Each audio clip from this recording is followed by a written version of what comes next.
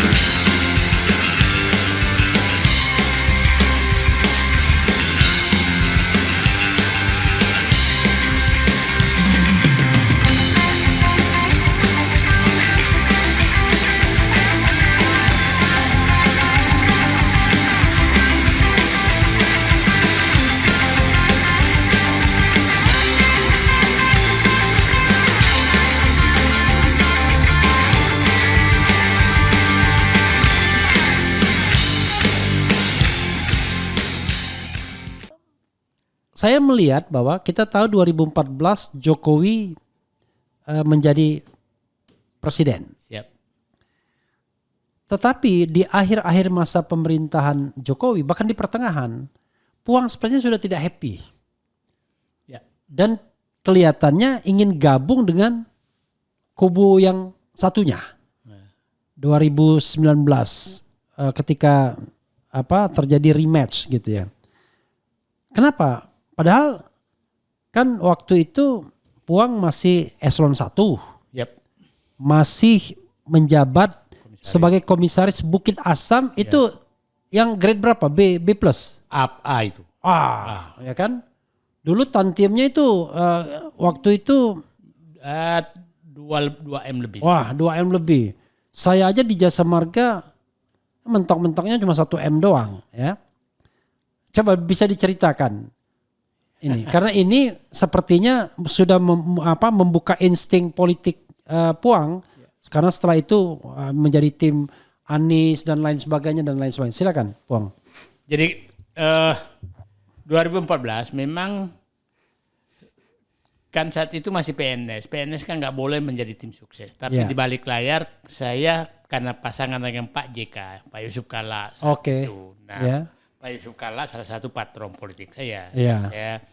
Jadi saya tim suksesnya Pak JK di balik layar lah.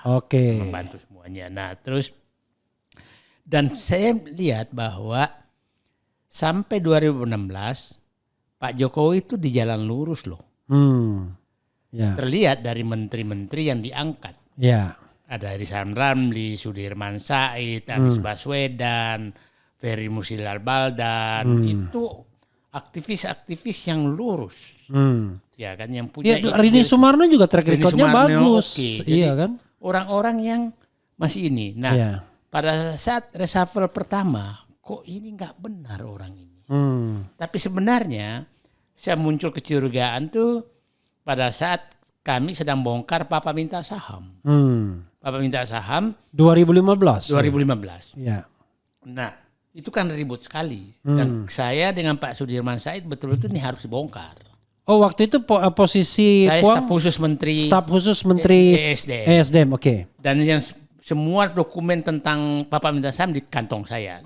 Saya paham betul semua. Nah terus kita ditegur. Diminta menghentikan. Nah di situ saya bilang, oh ini orang ini di publik mau dapat namanya, tapi di dalam kita ditekan. Disuruh menghentikan kasus Papa Minta Saham. Yang negor siapa? Pak Jokowi. Langsung ke Sudirman. Sudirman Said memberitahu saya. Nah saya dipanggil saya lapor ke Pak JK. Dia bilang ini orang menurut presiden itu apa? Dia bilang ini orang kuat semua di baliknya. Mas Refli masih ingat waktu saat itu pidato dia hampir maghrib dia itu maksudnya Jokowi, yang menyatakan aku ora sudi namaku dipakai. Oke. Ketua keluar kata gitu. Ya. Padahal 2 jam sebelumnya kita ditekan untuk menghentikan. Tapi karena kita tidak mau. Jadi kalau begitu udah aktual betul ya. Ya. Kita nggak mau, kita harus lawan. Ya. Sampai saya menyatakan, saya rela dihilangkan oleh kekuasaan demi membongkar kasus ini. Saya katakan gitu. Ya. Saya akan hadapi. Nah, nyampe ke sana, muncul, aku ora sudi. Jadi ini munafik. Ya, nah, di situ saya mulai, ini nggak benar orang ini. Nah, banyak hal yang terjadi, diminta mulai belok. Ya. Nah, jadi saya oke, ini nggak benar. Nah, kita mulai setengah hati dan nah saya melihat ini ada beberapa ini dan saya Pak Refli saat itu juga kok mulai goyang-goyang nih saya bilang. Mulai goyang di tidak lagi pro benar ke Jokowi. Ya, karena 2016 kan saya kan udah keluar, 2015 bahkan saya udah keluar sebagai staf khusus kan. Nah, keluar staf khusus dari sana. Ya. Nah, terus ini mulai orang-orang jadi kita ini terpesona dalam hampir 2 tahun lah terpesona. Ya. Nah, sehingga saya tadi menemukan bukunya Pak Harapan Itu Bernama Jokowi. Gitu. Nah, jadi ini bukti Pak Refli harus pernah terpesona sama Jokowi, tapi mungkin karena akal sehatnya lebih menonjol, maka hanya 2 tahun terpesona, berbeda dengan sekarang masih banyak ya, banyak yang sadar terakhir gitu, termasuk Gunawan Muhammad sadar terakhir. Nah, sekarang orang menyatakan kenapa pindah ke ini? Saya bilang kalau orang sudah bekerja dengan tidak baik, maka kita harus pada saat itu saya mengundurkan diri macam-macam. Nah, tapi saya sebenarnya di jiwa politik itu lama, Mas Refli. Saya waktu reformasi 98 saya sudah anggota MPR DPR. Oke. Ya. Karena waktu itu kan PNS ASN boleh. Boleh. Iya. Nah, saya saat itu jadi kalau orang menyatakan Fahri Hamzah tuh ya pendemo yang kita terima gitu loh. Jadi maksudnya saya di dalam dari luar gitu. Jadi di akhir masa pemerintahan Orde Baru ya? Ya, masa Orde Baru saya ada anggota DPR MPR gitu. Berarti mulai 97 itu ya? 97, jadi umur 35 tahun. Jadi saya pernah jadi politikus pernah. Nah, itu saya pikir di 2019 ini kan pilihannya hanya 2. Ya. Prabowo atau Jokowi. Saya sudah membaca di 2000 ini bahaya orang ini kalau terusnya. Kita ke Prabowo dengan harapan bisa melakukan perubahan. Wah, kita lihat perangnya kayak apa. Nah, tahu-tahu Pak Prabowo merapat ke Jokowi 2019 kan? Iya. Nah, jadi kalau orang menyatakan kenapa Said Didu ke Anies, bukan. Karena saat itu nggak ada lagi juga pilihan, ya kan? Nggak ada pilihan lagi karena Prabowo dengan Jokowi lagi, gitu. Jadi saya tidak pernah namanya boleh dicek. Saya nggak pernah anti Prabowo, saya anti Jokowi, gitu. Nah, karena Prabowo tim sukses pada waktu itu masuk namanya. Nggak masuk namanya, tapi tugas saya melebihi tim sukses. Kan di media kan saya terus muncul. Iya. Saya lebih dekat dengan Sandi. Dengan Sandinya lebih dekat. Karena pada waktu itu, jadi memang banyak orang yang mendukung Prabowo bukan karena dia suka Prabowo, tapi karena anti Jokowi. Gitu. Nah, sekarang banyak orang yang mengatakan ini segerombolan orang bodoh semua ini.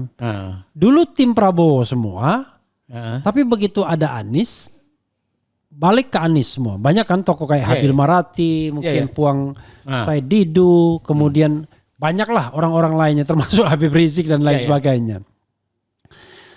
Tapi sekarang yang menang Prabowo. Nggak menyesal Puang. Saya begini sih. Begini. Ada orang berjuang untuk kepentingan. Ada berjuang untuk memperjuangkan value, nilai. Dan orang yang memperjuangkan value tidak akan pernah merasa kalah. Oke. Ya kan? Ya. Nah, value yang kita perjuangkan kebetulan value dulu ada di Prabowo. Nah, Prabowo nggak pakai value kita cari yang ada value-nya sama. Anies.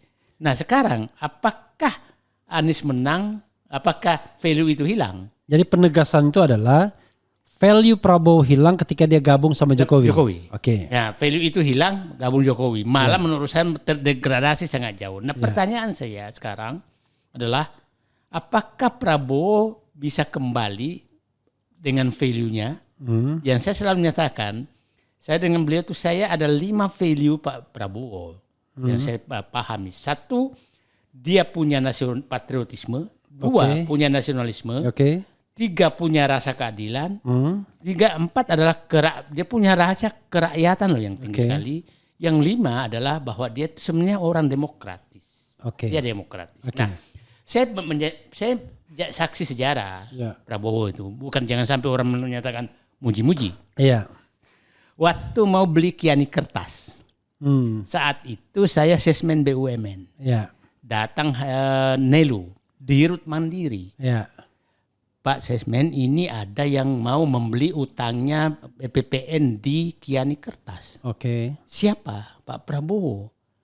Saya bilang ini gede nih, 3,2 triliun saat itu kira-kira. Enggak, dia punya uang cash. Datang, ya saya mau beli. Saya tanya, Pak buat apa Bapak beli? Ini kan perusahaan rugi. Dia bilang kalau ini dibeli asing, maka bandara yang dimiliki Kiani Kertas bisa dipakai untuk pesawat asing. Ini nasionalismenya oke benar orang ini. Kan pasti rugi. Saya menganggap ini pekerjaan besar, beras besar. Jadi saya minta Pak JK, Pak ada laporan nih. Oh ya bagus tuh. Suruh ke sini, akhirnya ke JK yang menangani karena saya anggap ini pekerjaan. Nah di situ saya cek nasionalisme dia oke banget dan patriotisme. Nah sekarang pertanyaan saya, kalau Pak Prabowo kembali ke dirinya, maka saya punya harapan. Kemarin ini kan tertutupi oleh Jokowi, gitu kan. Nah, sekarang pasti orang bertanya, bagaimana dengan Anies? Saya menyatakan value Anies dengan value Prabowo itu mirip. Value asli Prabowo ya. Nah, kalau ini terjadi, pasti orang bertanya.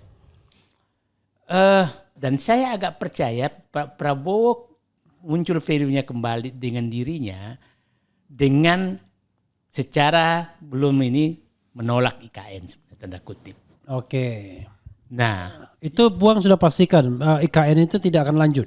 Saya pastikan karena itu pilihannya, saya pastikan betul bahwa itu tidak akan lanjut. Kalau mau diapakan, saya begini hitungannya.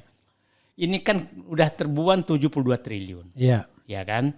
Kalau dilanjutkan dan tidak ada investor, maka kan kira-kira menurut Bambang Sudantono itu IKN ini bukan 490 triliun loh, hampir 1.500 triliun butuhnya anggaran. Mending kehilangan 70 triliun daripada kehilangan 1.500 triliun. Dan kehilangan tanah yang diperkuasai orang 190 tahun. Kan kira-kira pilihannya begitu. Terus mau diapakan itu? Ya jadikan aja ibu kota Kalimantan Utara kek. Nah, Kalimantan Timur.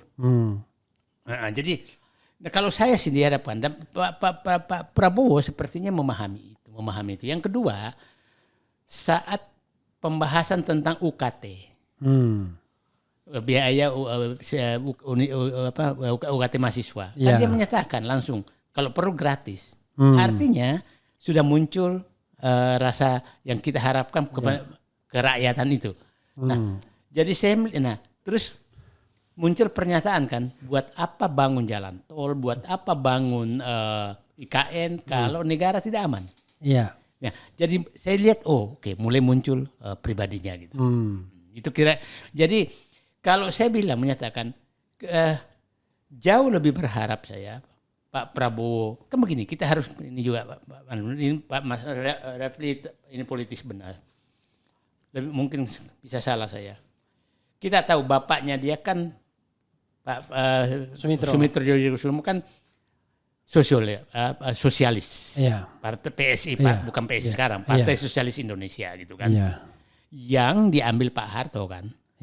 Pada saat itu pada saat dia pulang itu saya melihat bahwa Pak Prabowo ini kan kelihatannya masih akan turun tuh. Nah, negara ini saya lihat dengan semakin menguatnya kapitalis termasuk di politik. Maka perlu orang yang berjiwa sosialis yang meluruskan. Nah, saya melihat di Pak Prabowo muncul dan kita lihat tahu Pak Prabowo kan berjiwa sosialis yang menikmati keteraturan bagaimana negara dikelola selama Orde Baru. Keteraturan loh, bukan kebenaran, tapi keteraturan loh yang. Nah, saya ingin bahwa dia sekarang programnya kan betul-betul kan kembali kayak dulu Pak Harto tuh pangan, papan, ya kan? Pangan, papan, pendidikan, kan kesehatan itu kan. Nah, saya melihat ke sana. Jadi saya takutnya, saya berharap sih mereka muncul terhadap dirinya sendiri itu loh. Gitu. Walaupun Puang belum dilantik saja, rombongannya sudah ke BUMN. Lalu menterinya sudah nepotisme. Gini, saya ingin introduction dulu bahwa kadang-kadang idealisme itu harus diuji dengan realitas kan kadang-kadang. Ya, saya juga menyesalkan itu terjadi.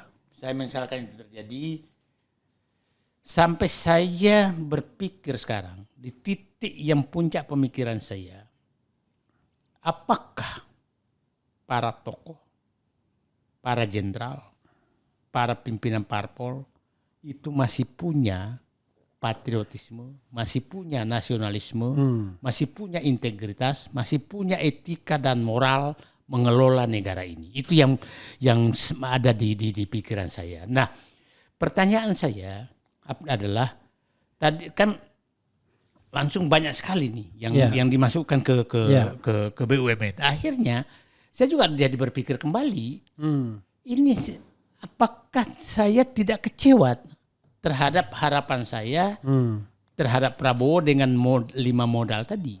Nah, saya masih timbul lagi loh kok kayak begini sih. Gitu loh. Maka belum lagi kalau kita misalnya ikut food estate misalnya, pembelian pesawat bekas gitu. Nah, jadi saya sih saya masih tetap menggugah presiden terpilih kembalilah ke aslimu. Ini agak susah sih membenarkan mengangkat pimpinan parpol. Coba contoh aja lah.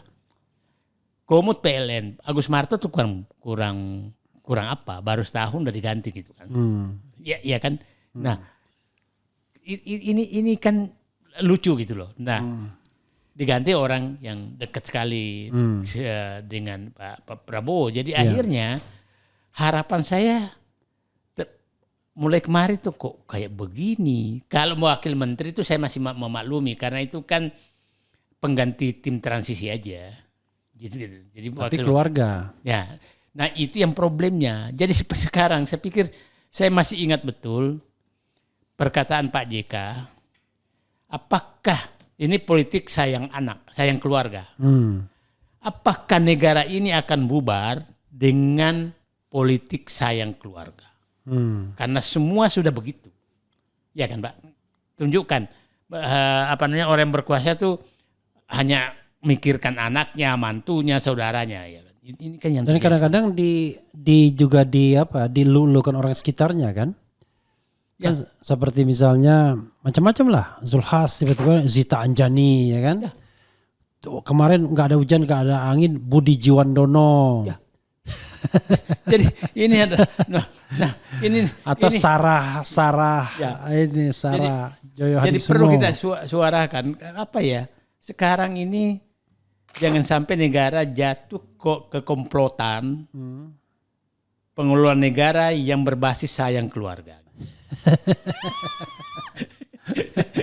Ini jadi Puang Dido itu yakin ya kan, wah 5 komponen. Tapi begitu saya sodorkan realitasnya ragu lagi dia. Saya menjadi loh, kok kayak begini ya? Saya jadi saya berbunga-bunga setelah dia IKN realistis. Iya.